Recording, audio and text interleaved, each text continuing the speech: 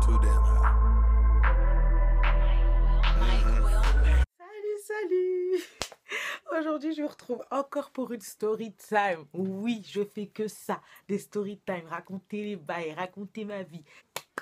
Préparez-vous. Donc, la story time que je vais vous raconter, ça s'est passé quand j'étais au travail. Donc, il faut savoir que je travaille dans la restauration. Donc moi en fait ce jour-là je commençais hyper tôt, genre à 9 h pour faire l'open et tout, pour mettre tous les trucs en place, pour préparer en fait tout simplement le restaurant pour qu'on puisse ouvrir et recevoir des clients, puisque genre à la base on ouvre à 10 h. Et donc moi j'étais là à 9 h 30, je commence à faire ma mise en place et tout, je dis bonjour à mon responsable, aux autres, à mes collègues et aux autres employés. Et franchement dès qu'il m'ouvre la porte et tout, genre, je sens que ça pue. Genre, une odeur de caca. Vous voyez ou pas? Une odeur de popo. Vraiment, vraiment, vraiment, vraiment qui me prend, tu vois. Genre, quand j'entre, à la minute même où j'entre dans le truc, ça me prend au poumon, quoi. Vraiment, genre, là, ça rentre dans mes sinus. Je suis genre... Donc déjà, ça pue le caca. Premièrement, je vais voir mon responsable. Je fais, écoute, il y a un gros problème et tout. Ça pue. Ça pue sa mère. Et genre, il me dit, ouais, mais non, mais laisse et tout. Depuis tout à l'heure, j'essaie de voir des canalisations et tout. Il y a un problème parce qu'il y a une. En fait, il y a eu quoi? On descend, il y avait une remontée des égouts dans les bails. Après, genre, mon responsable, il fait quoi? Il commence à regarder et tout dans les canalisations. Il sort un truc et tout. On voit, c'est une peau de banane. On était genre, pourquoi il y a une peau de banane là? Il commence à passer à serpillière pour ranger, tout, faire ça propre. Donc moi, je me dis, bon, écoute, les problèmes sont réglés. Tout ça, la journée se passe. Tout va bien. Mes autres collègues, ils arrivent, on est là, yes, salut, comment ça va et tout. Et là, vers 14 h 30, 15 h, on va dire, il y a un papa et sa petite qui sont rentrés tranquillement pour prendre leur commande et tout. Donc, le papa, il commande son menu, il commande le menu pour la petite. Et en fait, je sens... Et ma collègue qui était avec moi, on commence à sentir que ça pue, mais genre vraiment trop le caca, quoi. Ça a commencé trop à sentir. Puis, elle me regardait tout avec la détresse dans les yeux, genre, meuf, ça pue le caca. Et moi, j'ai dit, ouais, mais t'inquiète, c'est les canalisations et tout. Genre, je lui dis, ouais, ce matin, quand on a fait l'open et tout, ça sentait déjà le caca, donc c'est dans les canalisations. Genre, ma collègue, elle me fait, non, meuf, genre, je te jure, c'est le daron qui sent le caca à ma caisse, ce n'est pas les canalisations. Moi, je voulais pas la croire. Je voulais pas la croire. Je me suis dit, non, meuf, c'est pas possible. Le daron et tout, il est là, il est tout sympa avec sa petite et tout. Donc, le papa, il est là tranquille, il part aux toilettes. Et donc, il sort peut-être un petit 10 minutes plus tard des toilettes. Genre, vraiment, 10 minutes plus tard, il sort des toilettes. Il arrive et tout. Il vient pour payer. Il se pose avec sa petite. Il continue à manger.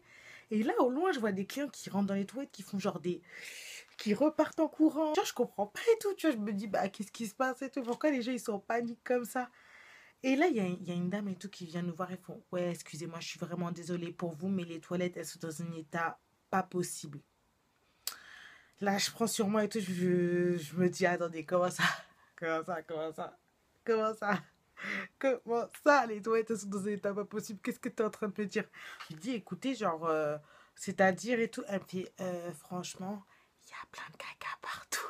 Et là, moi, je la croyais pas. Je me suis dit, non, c'est une blague, c'est pas possible et tout. Et genre là, il y avait mon deuxième responsable qui était venu pour remplacer le premier qui avait fait l'open avec moi. Il venait d'arriver. Il venait seulement d'arriver. En fait, ça sentait le caca. Ça avait vraiment pris une importance, une ampleur vraiment abusée, au point que les clients, ils étaient là, genre, ils rentraient, ils sortaient. Et il revenait même pas, genre il restait pas parce que ça sentait, mais quand je vous dis oh là là, oh loulou, j'ai jamais senti une odeur de caca aussi vraiment là. Mon responsable il me dit ouais, vas-y, qu'est-ce qui se passe et tout, pourquoi ça sent comme ça? Genre nous on lui raconte l'histoire, genre ouais en fait il y a le daron, il est venu, il s'est posé avec la petite, il est parti au caca, il a chié comme jamais, il avait une chiasse internationale et ça pue. Mais on disait ça, on n'était pas encore rentré dans les toilettes pour voir c'était quoi les bails en vrai. Attendez seulement que je vous raconte. Il me dit quoi? Il me fait, vas-y Némi, tu viens avec moi et tout, on va voir comment ça se passe dans les toilettes. On ouvre, hein, on compose le code et tout, on ouvre. Là déjà, ça nous prend, mais genre, comment là? J'étais genre, pourquoi?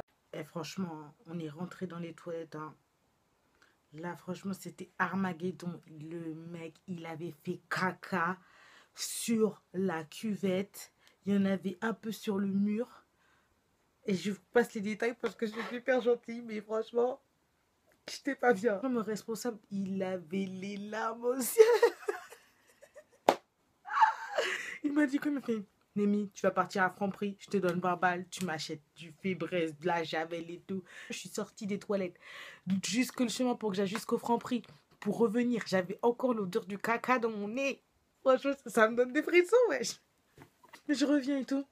Voilà, genre, il avait pris la serpillière, il avait tout nettoyé en fait. Il avait vraiment genre, ah putain, rien que d'y penser, ça me dégoûte. C'est dégueulasse.